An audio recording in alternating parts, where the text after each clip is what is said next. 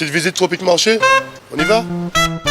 Alors on a le rayon jus, avec les sirops, tout ce qui suit. On a des ignames blanc, igname France, igname jaune, avocat, patates douces, des cives, persil, bananes, christophine, riz, haricots, la pâtisserie, le poisson, le lambi, attention, et les boudins, les acras. On va prendre un peu des épices, boudin, sauce chien, graines à roussir, colombo, pâte à colombo, sauce colombo et tous nos fameux piments aussi, des vrais piments.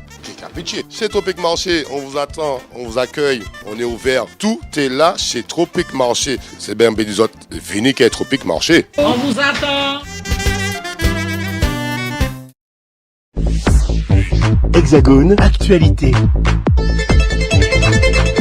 Je me trouve au ministère des Outre-mer où Serge Letchimy, le président du conseil exécutif de Martinique, vient tout juste de rencontrer Jean-François Carenco, ministre délégué chargé des Outre-mer. Plusieurs sujets ont été abordés comme la mise en place de l'opérateur unique pour les sargasses ou encore des mesures pour lutter contre la vie chère. Nous avons interrogé Serge Letchimy à sa sortie de cet entretien. Je vous propose de l'écouter. Le premier sujet, c'est qu'on a évoqué très clairement les conditions de participation aux réunions prévues par rapport à l'appel de Fort-de-France.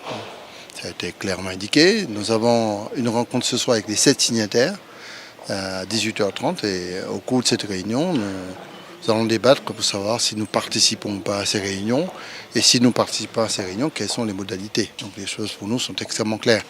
C'est un appel pour nous qui est très important, qui n'est pas simplement de circonscrire quelques problématiques ponctuelles par rapport aux enjeux et à ce que nous souhaitons faire évoluer dans nos différents pays. Donc pour nous, c'est très important de rester très soudés et d'avoir une revendication très forte au niveau de l'État.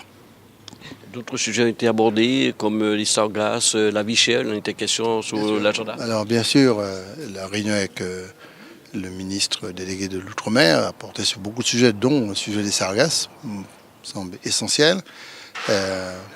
C'est un vrai drame. Ça peut être un drame de type chlordécone bis, si on n'est pas extrêmement vigilant et extrêmement exigeant.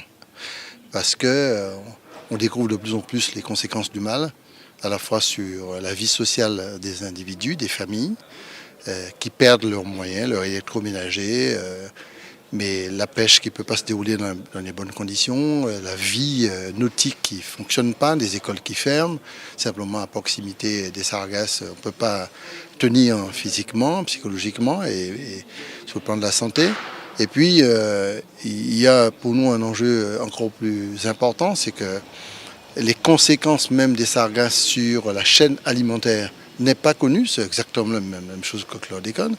Et je ne veux pas du tout qu'on puisse découvrir demain matin qu'il y a des conséquences sur l'humain, alors qu'on n'a pas été suffisamment préventif. Et la troisième chose, qui me semble essentielle, les conséquences en matière de santé tout court, me semble d'une très grave importance.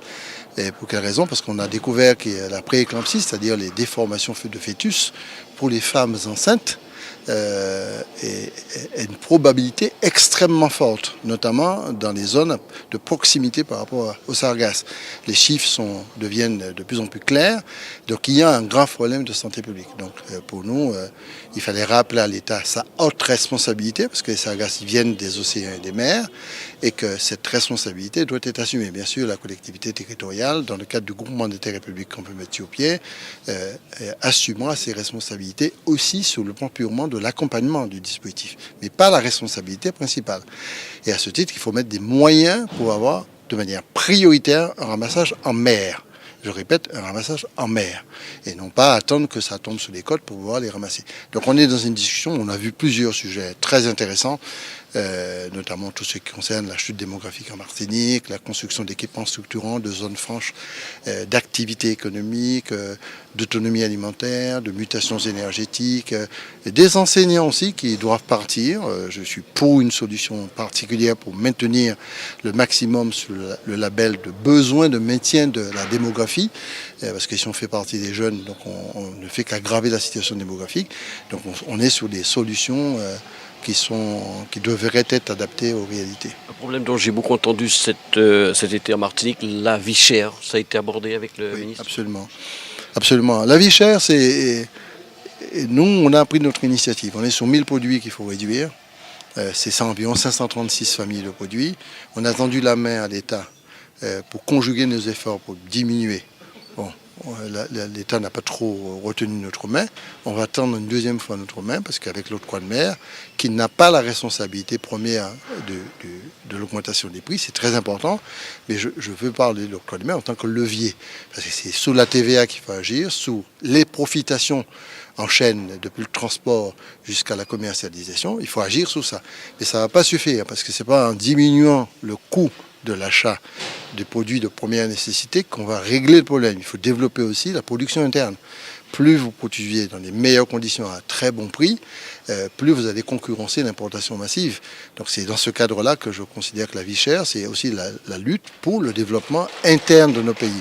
Et quand vous avez un pays qui est dans une économie de comptoir, mais tout le monde le sait, tout le monde le dit, mais on ne fait pas grand-chose pour le changer, quoi. Bon, eh bien ça, il faut absolument avoir des politiques d'investissement qui soient très puissantes pour relancer l'autonomie alimentaire, la production agricole, etc., ce qui n'est pas suffisant localement. Vous avez dit qu'on ne peut pas signer un tel appel et ne pas rester soudé. C'est quoi, selon vous, le sens profond de l'appel de Fort-de-France? Est-ce que vous pouvez nous... Disons l'enjeu, l'enjeu de l'appel. Oui, l'enjeu. Il faut Est-ce que ce n'est pas renouer avec le discours de Madiana de Chirac, reprendre là où on avait laissé les choses il y a 20 ans en fait? Oh, je ne sais pas, j'aime beaucoup la formule de Jacques Chirac sur un autre sujet qui disait « la maison brûle, on regarde ailleurs ». Bon, il a raison. En gros, je pourrais dire en Outre-mer, ça brûle et l'État a tendance à regarder ailleurs. Je pourrais reprendre cette même formule. Non, c'est une vraie volonté de mener une politique d'émancipation, de responsabilité, de développement local, et en donnant à ces pays la possibilité d'être dans la République, dans l'identité, tout en ayant des moyens de différenciation pour mener les politiques sur le terrain.